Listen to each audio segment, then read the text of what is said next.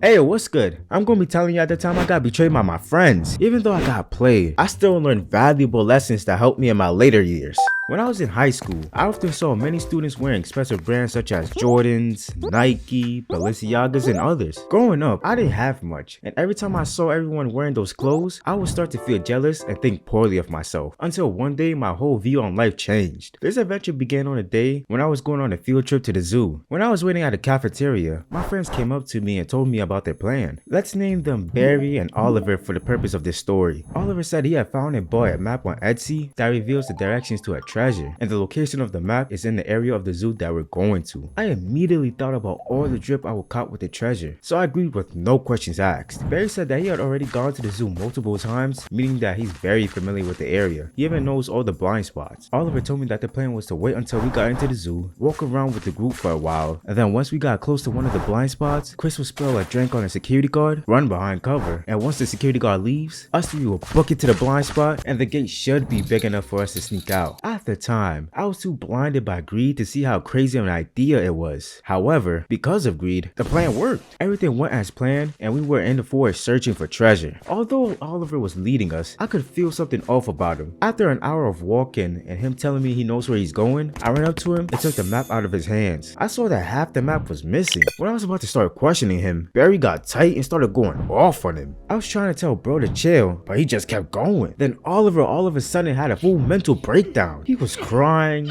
screaming, and even calling for his mommy. Then all of a sudden, Barry starts crying too. So now I'm just stuck here watching these two nincompoops crying. Eventually, I heard someone calling out for us. When I realized that it was the chaperone, I instantly ran and hid behind cover. When the chaperone got over there, she helped the two crybabies and asked for where I was. Then this crybaby buffoon wanna go ahead and blame me and tell her that I forced him to do this. Then right after that, the other buffoon agreed. I was like, wow. As I was about to reveal myself, I remember a quote from my mom. Get in trouble again? Or I'ma whoop that. I did not want to get in trouble, so I stayed put until they left. I came up with an idea that if I was to get a whooping, I would at least be able to heal myself with the wealth. So I decided to keep on going. Skip past some time, and I'm not making any progress. I was getting heated, which was causing me to feel dizzy, and I was just ready to give up. Up until I came across a small camp. I saw a group of 4 people gathered around a campfire. Now listen, even though I wasn't the most intellectual gifted kid, I was aware that I couldn't just blindly trust anyone and go anywhere without caution. So I decided to say a few selected words to ensure my safety and negligence. Hey, what's good? I got a map that shows the location of a treasure chest. Want to join forces? One of the other members got intrigued and welcomed me to their squad. He told me that they were also looking for a treasure and asked if he could see the map. When I showed them the map, he took out another map from his pocket. Then he combined the 2 maps and we all saw that it was a complete treasure map. We all got dumb happy and quickly got moving. During this journey with all these randeezes, it would have been a great time for me to get to know them and see their true intentions.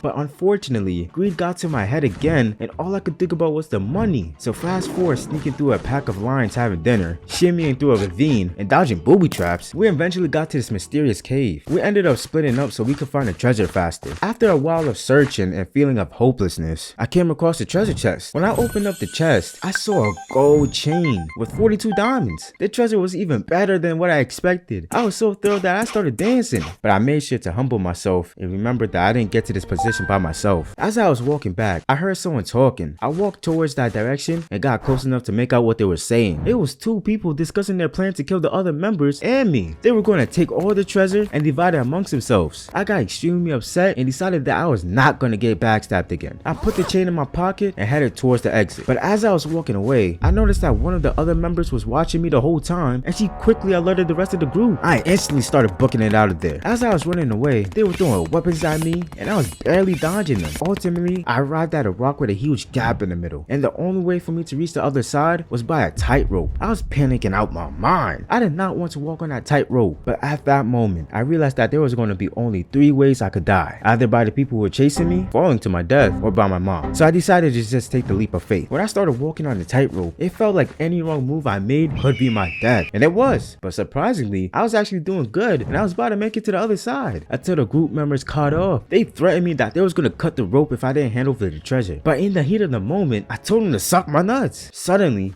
The rope snapped and I fell. As I'm falling down, I'm thinking to myself that I'll at least have a quick and painless death, considering the fact that my mom will see my report card soon. Then when I thought it was all over, I landed in some sort of giant mushroom. At the time, I assumed I was dead, so when I fell off the mushroom, I stayed on the ground for a minute. Then as I'm laying there, waiting for my turn to the afterlife, a man pokes me with a stick telling me to get up. I opened my eyes and jumped up. I asked what happened, and he pointed towards the mushroom I fell on top of. He then offered me to come to his house and eat dinner with him. Although I already been betrayed twice previously, I chose to trust him. I went to his crib and feasted. Even though he gave me fried chicken and waffles, it was still busting, so I was not complaining. It was at that moment where I realized my mistake. I was so blinded by greed that it consumed me completely. It was a dangerous place to be in, and I soon found that it attracted the wrong kind of people into my life. People who were just as greedy and desperate as I was. So it was at that moment where I agreed that I was not going to go down that path of greed and chose to give the man the gold chain. He said that he didn't know what to do with it, but still thanked me. I told him to hide it and make sure no one gets it. He agreed and took me to the main street. He then paid for an Uber to drive me home, and after a few hours later, it became dark and I finally got back to the crib. When I entered, the first thing I saw was my mom waiting in the darkness with a belt. I reached in my pocket trying to find a gold chain, but then I realized I gave it to the man. Yeah, I would share what happened next, but